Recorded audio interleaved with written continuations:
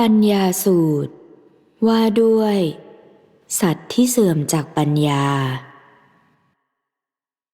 ดูกระภิกษุทั้งหลายสัตว์ทั้งหลายผู้เสื่อมจากอริยปัญญา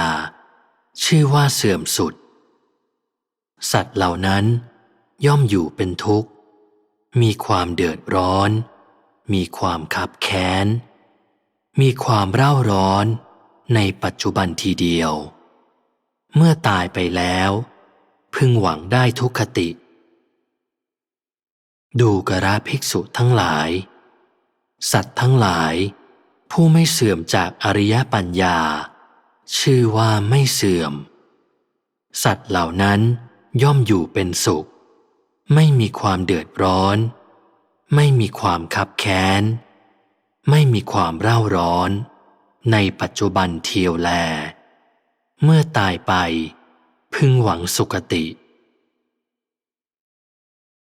จงดูโลกพร้อมด้วยเทวโลกผู้ตั้งมั่นลงแล้วในนามรูปเพราะความเสื่อมไปจากปัญญาโลกพร้อมด้วยเทวโลกย่อมสำคัญว่านามรูปนี้เป็นของจริงปัญญาอันให้ถึงความชำระกิเลสนี้แลประเสริฐที่สุดในโลกด้วยว่าปัญญานั้นย่อมรู้ชัดโดยชอบซึ่งความสิ้นไปแห่งชาติและภพเทวดาและมนุษย์ทั้งหลายย่อมรักใคร่ต่อพระสัมมาสัมพุทธเจ้าเหล่านั้นผู้มีสติมีปัญญาร่าเริงผู้ทรงไว้ซึ่งสรีระ